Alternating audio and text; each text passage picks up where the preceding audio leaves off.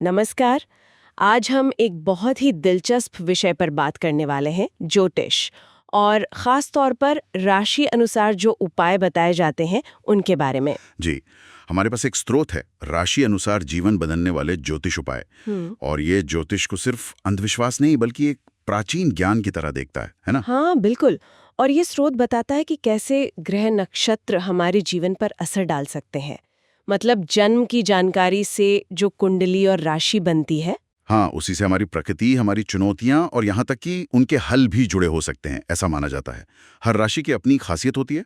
तो आज हम इसी स्रोत को थोड़ा गहराई से देखेंगे, समझने की कोशिश करेंगे कि ये जो अलग-अलग राशियों के लिए उपाय दिए गए हैं, कुछ घरेलू, कुछ धार्मिक, इनका हमारी सेहत, करियर या निजी जिंदगी से क्या ताल्लुक बताया गया है। बिल्कुल।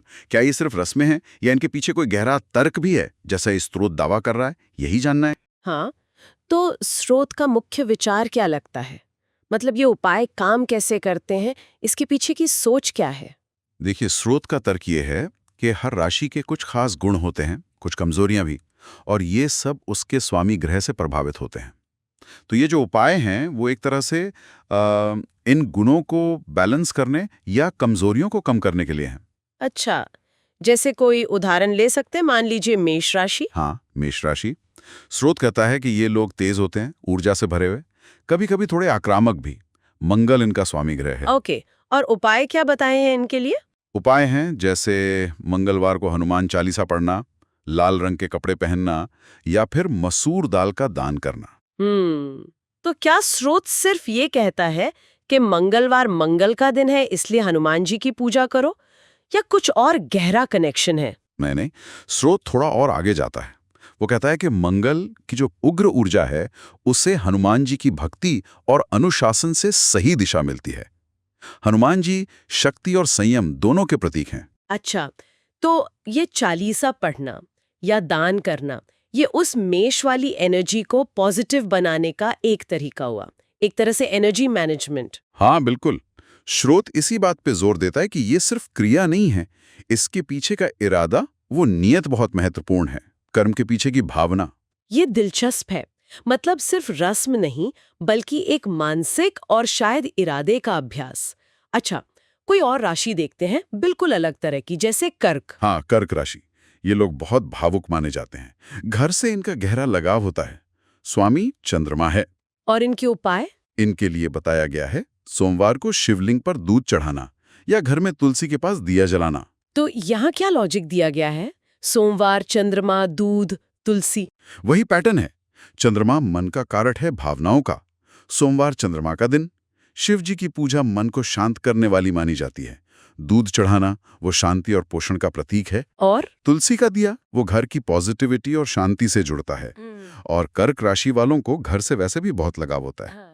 तो ये उपाय उनकी भावनात्मक स्थिरता में मदद कर सकते हैं, चंद्रमा के प्रभाव को संतुलित करके। तो मतलब स्रोत बार बार यही कह रहा है कि ग्रहों के प्रतीकों से जुड़ी क्रियाओं के जरिए हम अपनी राशि की स्वाभाविक प्रवृत्तियों को सचेत रूप से प्रभावित कर सकते हैं। हाँ, बिल्कुल।